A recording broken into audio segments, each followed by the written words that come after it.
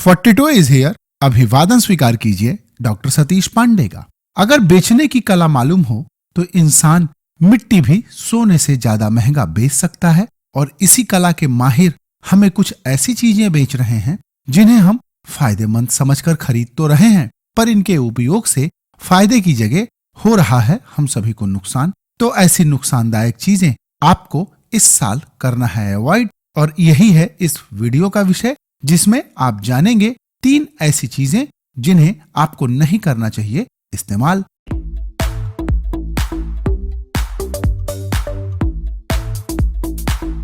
तो इन 3 चीजों की लिस्ट में नंबर 3 पर मैंने रखा है मल्टीविटामिन्स को। तमाम ब्रांड और कंपनियां आज आपको तरह तरह के फायदे बताकर मल्टीविटामिन्स बेच रही हैं।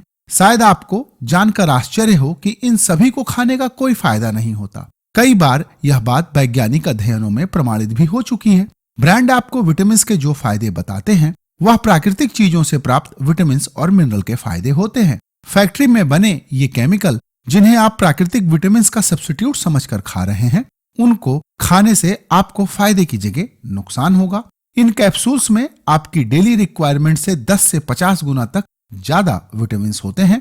इतनी ज्यादा मात्रा में विटामिन्स के लंबे समय तक सेवन से वाइटल ऑर्गन्स को जो नुकसान होता है उसे किसी भी तरह से रिवर्स नहीं किया जा सकता। और इस विषय पर मैंने 2 विस्तृत वीडियो पहले भी बनाए हैं, जिनका लिंक आपको डिस्क्रिप्शन में मिल जाएगा।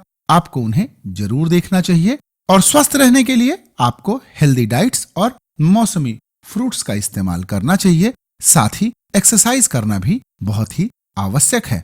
अब आइए बात करते हैं नंबर 2 का प्रोडक्ट। सनस्क्रीन बनाने के लिए 2 तरह के इंग्रेडिएंट इस्तेमाल होते हैं। पहला है केमिकल्स। केमिकल्स सनस्क्रीन बनाने के लिए जो कॉमन इंग्रेडिएंट हैं उनके नाम है ऑक्सीबेंजीन, एबोबेंजीन, ऑक्सीजिलेट, ऑक्जिलेट, ऑक्ट्रोक्राइलिन, होमोजिलेट और octinoxate. Journal of American medical association ने मई 2019 में एक अध्ययन छपा। इसके अनुसार इन केमिकल से बनी सनस्क्रीन हमारे खून में सामान्य से 40 गुना तक ज्यादा एब्जॉर्ब हो जाती हैं, जो कि खतरनाक है। और यह खतरनाक स्तर सनस्क्रीन के इस्तेमाल के 24 घंटे बाद तक बना रहता है। इन रसायनों से बने सनस्क्रीन प्रोडक्ट से हार्मोनल इम्बैलेंस की समस्या हो सकती है।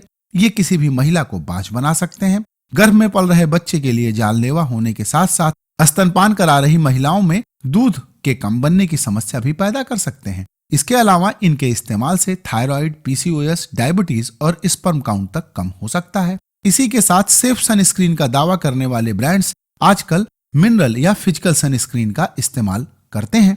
इन सनस्क्रीन को बनाने के लिए जिंक ऑक्साइड और टाइटेनियम डाइऑक्साइड का उपयोग किया जाता है। टाइटेनियम डाइऑक्साइड को international agency for research on cancer group 2B carcinogen माना है।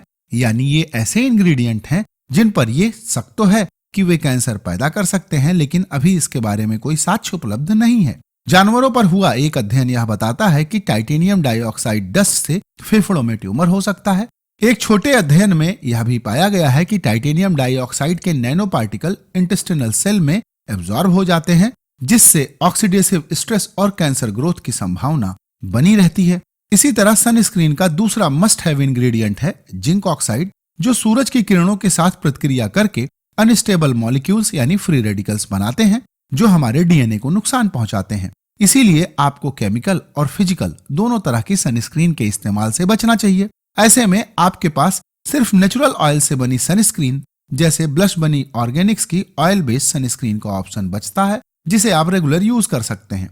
वैसे अगर आप मेरी माने तो भारतीयों को सनस्क्रीन लगाने की कोई आवश्यकता नहीं है। सनस्क्रीन कंपनियों के पैसे बनाने के लिए एक मार्केटिंग हथकंडा है। इसीलिए मैं कभी भी रेगुलर सनस्क्रीन की न इस्तेमाल करने की सलाह देता हूं, और न ही मेरे परिवार के साथ जानने वालों में से कोई भी सनस्क्रीन का रेगुलर इस्तेमाल करता है।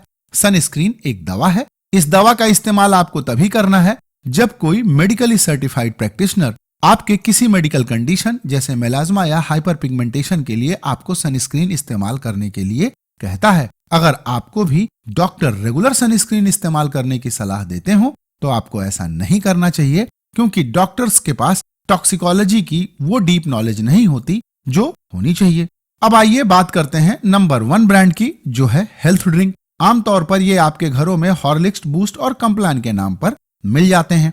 इन सभी को बनाने के लिए चीनी, आर्टिफिशियल कलर, एसिडिटी रेगुलेटर और इमल्सिफायर जैसी बेकार चीजों का उपयोग किया जाता है और इनमें जो माइक्रोन्यूट्रिएंट्स डाले जाते हैं उन्हें भी एब्जॉर्ब करने में शरीर को बहुत मुश्किल होती है। हजारों करोड़ का यह प्रोडक्ट सिर्फ भारतीय उपमहाद्वीप में बिकता है। अमेरिका और यूरोप में इसकी बिक्री का प्रतिशत भारत से कई गुना कम है। इन ब्रांड्स के उपयोग से आपके बच्चे को कोई फायदा नहीं होगा, यह तय है।